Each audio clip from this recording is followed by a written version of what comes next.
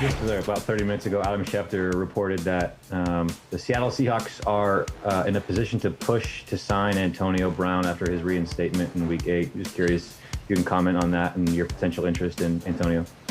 We have endeavored to be in on everything that's going on, and John has done a marvelous job of always being tuned into what's happening, and this is no exception, So we'll see what happens, as we go forward. But we're tuned into what's happening there.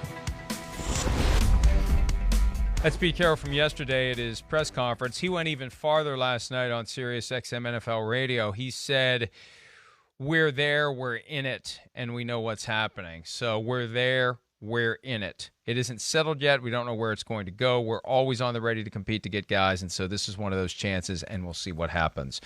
This one doesn't surprise me. Last year, they were interested in Antonio Brown. They were interested in Josh Gordon. They signed Josh Gordon. There was that cloud over Antonio Brown because no one knew whether or not the league was going to put him on the commissioner exempt list. There was that vibe that that's what the league was going to do. So as a result, and this is what drives me crazy. Don't get me started. I'm going to get started.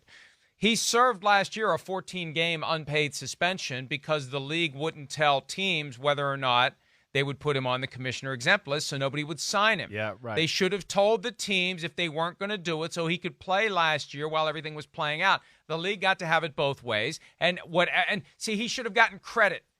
You're going to suspend him 8 games? He's served 14. He should be good to go at the start of the 2020 season, but that's not how it works because the NFL does whatever they want to do when it comes to these kinds of situations. That's just fact. I'm not being critical. That's just fact. They do whatever they want to do, and it's hard for the players to do anything about it. Now that Antonio Brown is almost available to come back, and it's as of Week 8 that he'll be able to be signed, it sure looks like the Seahawks are in it, Chris. And as we said yesterday, there's a chance that that will spark other teams to become interested, if for no reason other than to block the Seahawks from getting it. Well, yeah. I mean, that would be a big-time move. I'm sure there'd be some teams in the NFC that'll be looking at it going, wait, do we want to get in on this? Do we really want to let them have Antonio Brown? Maybe we need him. Again, I'll throw Green Bay out there. That should be one of those teams thinking about that. But makes sense. It really does. One, like New England, I think Seattle has the type of culture that it's just not – they're not going to be affected by Antonio Brown or anything like that. It certainly wasn't an issue in New England. The issue was, of course, they didn't know about some of the things that maybe Antonio Brown and his representation didn't tell him, some things that were going on behind the scenes. But it wasn't about not being able to fit in the culture or bringing him in that way. Hey, the Seahawks got – they got to make some sort of move, right? I don't know if they can make enough trades to help their defense out. So what's the next thing you do after that? You just go, let's just score more points. Let's just score more because that's what we got to do. That's the strength of our team, our quarterback, our passing game.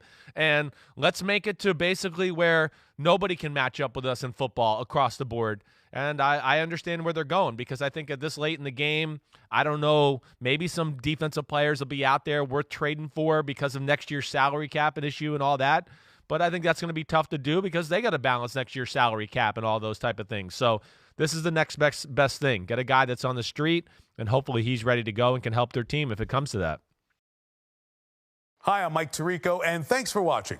Make sure to hit subscribe for the latest news and highlights from NBC Sports.